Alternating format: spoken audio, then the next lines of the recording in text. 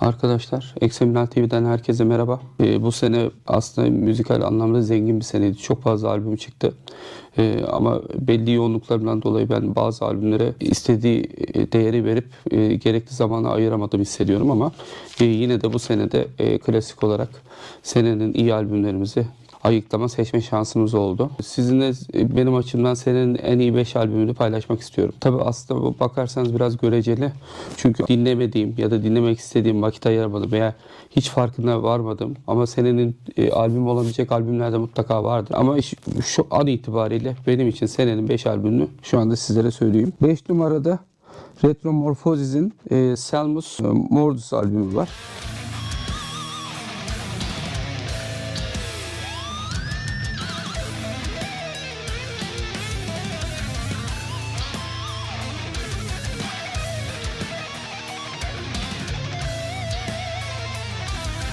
Mordus albümü var.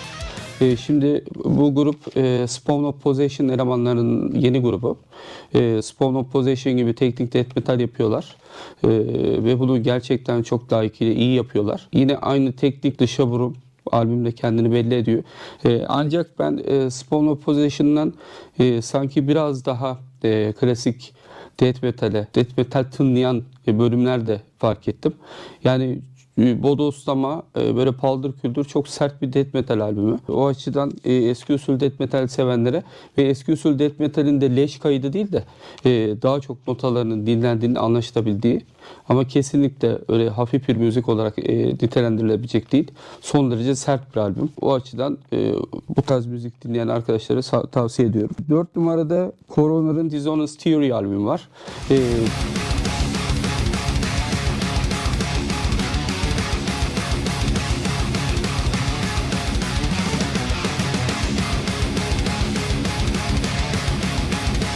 Bir albüm var.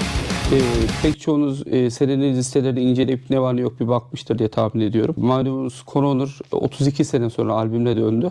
Bu açıdan listelerde de kendine yer buldu. Ama bunun sebebi tabii ki sadece dönmüş olmaları değil, harika bir albümle dönmüş olmaları. Coroner yine kendine özgü değişkenlik gösteren, progresife çalan o yapısını, teknik yapısını koruyor. Ama bence önceki albümlere göre bir tık daha anlaşılabilir bir müzik tarzı var ve harika bir kaydı var. Albüm baştan sona kendisini hiç sıkmadan dinletiyor. Hani böyle çeşitli progresif ya da teknik metal albümlerinde gördüğümüz gibi zaman zaman çok kasan, hani dinlemeyi zorlaştıran kısımlar yok. Daha çok akıp giden çok iyi bir müzik var. O açıdan 32 sene sonra gelip çok saçma sapan bir albüm de yapıp güzlerin külliyatı zedelemek, kirletmek de mevzuydu ama elemanlar bunu es geçmemişler. Harika bir albüm yapmışlar.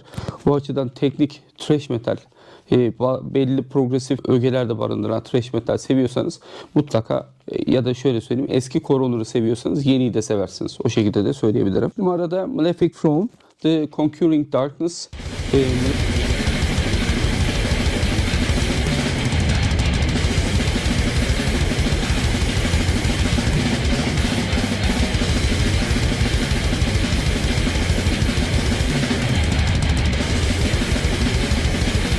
Darkness, Malefic Throne'da Angel Corpse gitaristi Gene'in yeni projelerinden biri.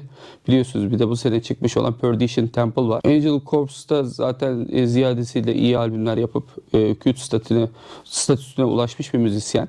Burada da yanına bir zamanlar Morbid Angel'ın bas vokalini yapmış Steve Tucker'ı almış ve yine eski usul harika bir death metal albümü çıkmış.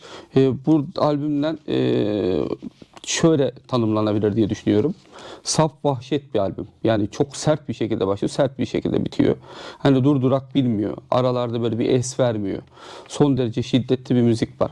O bakımdan sanki biraz Perdition Temple'da biraz daha farklı şeyler de deniyor Gene. Ama burada çok bodoslama, çok eski usul. Kesinlikle yer yer Steve Tucker'ın grupta olmasının getirdiği etkiler de olabilir tabii ki. Morbid Angel Under'da da söylenebilir. Ama genel olarak birilerini andırıyor diye bir kenara koyacağınız, sıkacak tarzının çok ötesinde bir albüm. Çok kaliteli bir yapım olmuş. Bu bakımdan size şiddetle tavsiye ediyorum. 2 numarada Truth'un Shadow Play'i var.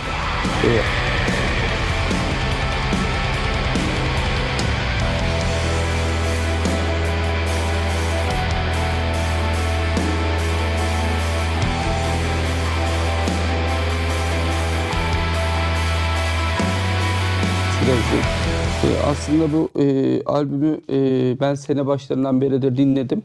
Yani epey oldu çıkalı.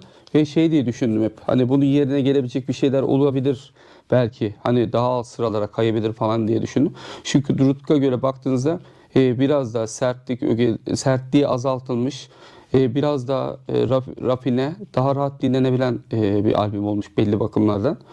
Ama besteler o kadar güzel ki sıkılmadım sene başından beri. Özellikle The Eve ve Exile parçaları harika.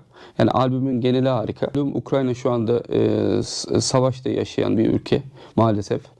Ondan dolayı bunun hüznü ve melankolisi de Drutk elemanları diyor, daha doğrusu Roman Sayenko'ya ciddi anlamda yansımış.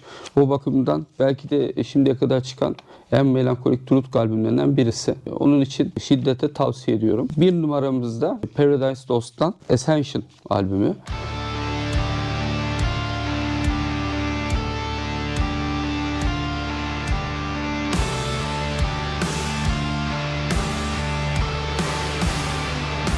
Albümü. Yani açıkçası Paradise Lost bir ara o değişik denemelere girdi. Hostlardan falan sonra zaten ciddi anlamda silkelenip kendine gelmişti. Ama bu albümde Paradise Lost'u Paradise Lost yapan ne varsa, hem eski Paradise Lost'u düşünerek hem daha sonraki dönemleri düşünerek bunların en kaliteli, en seçkin halleri adeta toplanıp bir araya getirilip bir albüm haline getirilmiş. Baştan sona harika bir albüm. Zaten yine biraz önce bahsettiğim üzere çeşitli platformlardaki listeleri incelerseniz Paradise Lost bu albümüyle çok üst sıralarda her yerde yer aldığını görebilirsiniz.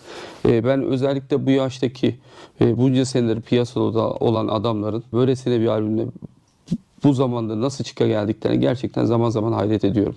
Yani bir süre sonra müzisyenler biliyorsunuz tükenmişlik oluyor. İşte belli şeylerden dolayı farklı şeyler yapmak istiyorlar. İşte hayat telaşı yaşananlar, büyümek, yaşlanmak, bunlar çok çeşitli şeylere sebebiyet verebiliyor. Ama Paradise Lost bunların hepsini adeta elini tersiyle itip bildiği yoldan devam ediyor bu albümde. Hem albüm kayıt kalitesi, hem görsellerle sunumu, hem de lansman açısından son derece başarılı bir albüm. Kesinlikle açık ara senin en iyi albümü olduğunu düşünüyorum. Umarım bu albüm tavsiyeleri sizlerin işini görecektir.